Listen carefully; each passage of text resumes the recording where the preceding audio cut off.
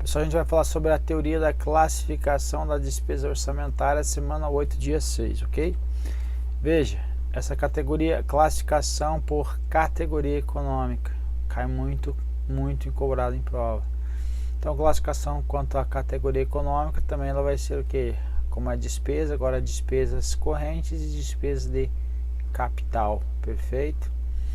Então, olha só o que o autor Wagner Luiz Marques vai dizer. A classificação por categoria econômica é importante para o conhecimento do impacto das ações do governo na conjuntura econômica do país. Por que impacto? Se ele está investindo mais, ele está usando o que? Despesa de capital, perfeito? Possibilita então que o orçamento constitua um instrumento de importância para análise e ação de política econômica, de maneira a ser utilizado no fomento e no desenvolvimento nacional. Quando estou trazendo aí despesas de capital, ou no controle do déficit público, quando eu estou pensando numa receita, corrente. Quando ela é menor que a despesa corrente, nós vamos ter o que? Um déficit, ok? Exemplo, tenho 3 aqui, aí eu tenho menos as despesas correntes vão ser maior, então, por exemplo, 4, eu estou com aqui, ó, um saldo de menos 1, então está configurado o déficit, ok? Déficit público. Por esse critério, o orçamento se divide em 2 grandes grupos: contas correntes e contas de capital. Então, na STN vai falar sobre as operações correntes de capital.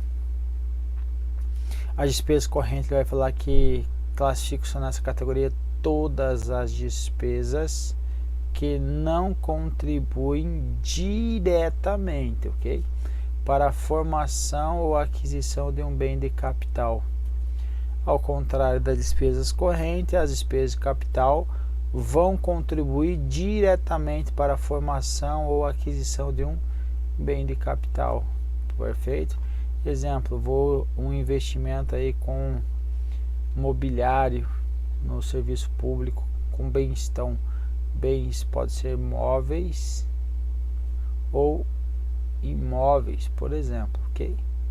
Então, vai ser uma despesa de capital. Então, as despesas, elas então são classificadas na categoria econômica ou corrente ou de capital pela Lei 4.320/64, trazia que as despesas correntes são as despesas de custeio da máquina pública, aí, por exemplo, os salários, teu salário aí, salário de servidor, remuneração, subsídio, salário, estou trazendo um modo genérico, ok? Transferências correntes e despesa capital tinha investimentos e inversões financeiras e transferências de capital. A diferença dos dois aqui, ele ela vai contribuir aí com o PIB, inversão financeira não contribui, certo? E classifica, olha que interessante, classifica como despesa de custeio as dotações para manutenção de serviços anteriormente criados, inclusive as destinadas para atender às obras, obras de conservação e adaptação de bens imóveis. Porque se fosse uma obra que não fosse para conservação, uma obra propriamente dita, ela ia entrar como investimentos, ok? Aí seria despesa de capital, mas como é uma reforma, certo? Uma reforma vai ser uma despesa de custeio. Foi ampliado esse leque aqui, foi só aberto ali, no caso, foi aberto esse despesas de custeio aqui para pessoal em cargos sociais, juros, encargos da dívida. Você não pode confundir isso com amortização, que é uma despesa de capital, perfeito? Então, despesa de capital não são as despesas correntes, então pessoal em cargos sociais, juros da dívida. E agora, despesa de capital, investimentos e inversões financeiras. Fica muito mais fácil você pensar o que?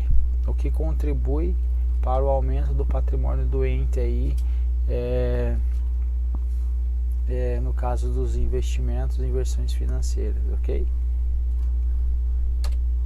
Então veja, tá, aí morreu, passou então a classificação econômica. Agora a gente vai trazer o que cai em prova também a respeito da discriminação na LOA, porque nós estamos falando da categoria econômica, certo? Categoria econômica. Nós falamos também do grupo da natureza da despesa, que a despesa, o grupo natureza de despesa pode ser, por exemplo, a GND, essas aqui, ó, GND. No caso das despesas correntes, são encargos sociais, pessoal, juros, encargos da dívida, outras despesas correntes. Nós vamos ter também aqui investimentos, inversões financeiras e amortização, no caso das despesas de capital, ok? Despesas correntes, despesas de capital, perfeito.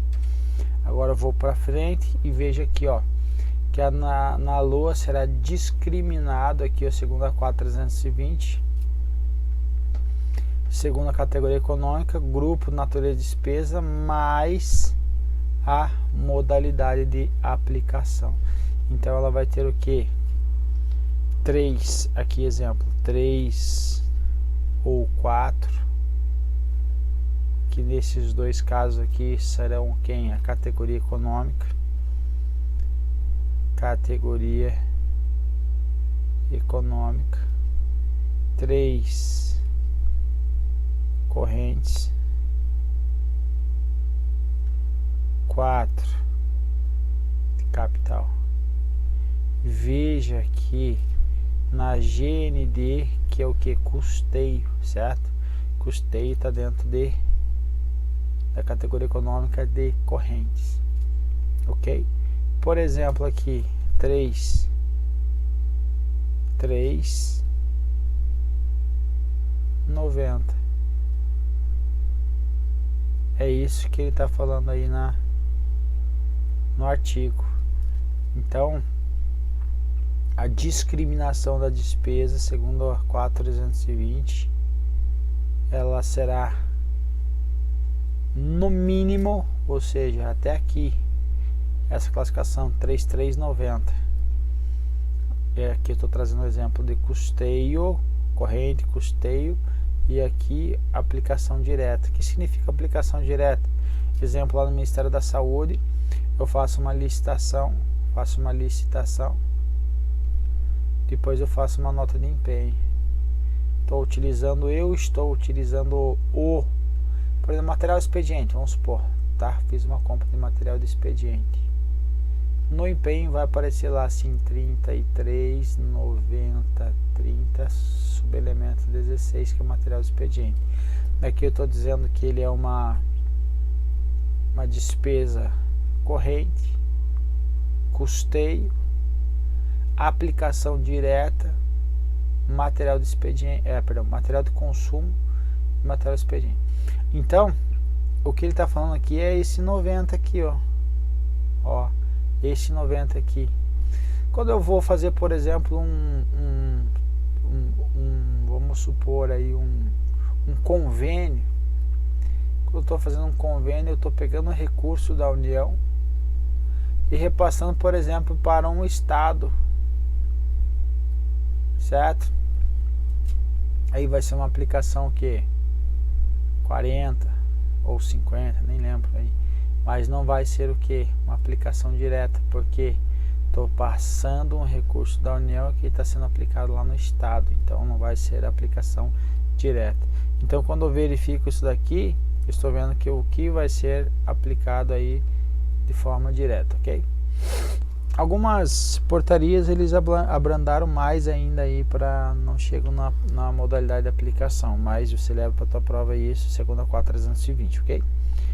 Um exemplo da 44, da capital, 44, 90, 52. Então vai até aqui também só, tá? 52 é o que? Material permanente. Então, material permanente, exemplo, computador.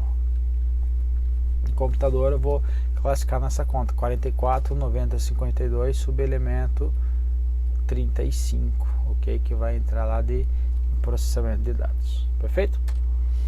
Classificação funcional, olha, mudou, então antes era funcional programático, agora só chega até funcional. Funcional vai lembrar o que? Que eu vou ter função e subfunção, função e subfunção, ok? Na função, ela vai ser o que? O maior nível de agregação das diversas áreas de atuação do setor público. Então, quase sempre está relacionado com a missão institucional do órgão. Exemplo aí, ó, saúde, educação, defesa, cultura antes era, mas agora é Ministério da Saúde, Ministério da Cidadania. Eita, perdão, Ministério da Cidadania, ok? Então aqui funcional, vai aparecer lá, por exemplo, MEC, vai aparecer lá 2 dígitos, que é o código do MEC. Então aqui ele vai estar, só que não vai estar MEC, vai estar lá educação. Aí você vai saber que a educação, esses dígitos está relacionado quase sempre então com a missão institucional, guarda então relação com o respectivo ministério. Então lá na educação aí vai ter função e subfunção. Exemplo, ensino superior. Então eu estou desdobrando aí a minha despesa. Eu sei que maior nível da agregação vai ser na área da educação e vou detalhar por subfunção, que vai ser o que, por exemplo, aqui o detalhamento seria o ensino superior, ok? Então indicado pelos 3 últimos dígitos. Então exemplo aí, o exército usa os 2 primeiros, é o que? 16, aí 20 vai ser, nem lembro direito aqui agora, mas isso aí não cobrado, tá? Não é cobrado qual o órgão. É só lembrar que tem 16 ou 20 que é saúde, uma coisa assim, perfeito? Mas é só para trazer como exemplo. E aí vai ter lá, por exemplo, educação, como eu trouxe aqui, MEC, não é 16, que é exército. Mas isso que eu vou apagar aqui, isso que não cai em prova, tá? Só cai que os 2 primeiros dígitos estão relacionados com a função e os 3 últimos dígitos estão relacionados com quem? Com a subfunção. No caso aqui, nesse caso aqui, subfunção foi ensino superior. Então, na subfunção deve evidenciar cada área de atuação governamental, perfeito? Então, é o intermédio de agregação de determinado subconjunto de despesas e identificação da natureza básica das ações que aglutinam-se em torno das funções. Então isso vai estar aglutinado em torno das funções. Aqui seria a classificação aí programática, certo? Na classificação programática eu vou ter aqui esses carinhas aqui dentro. Perfeito?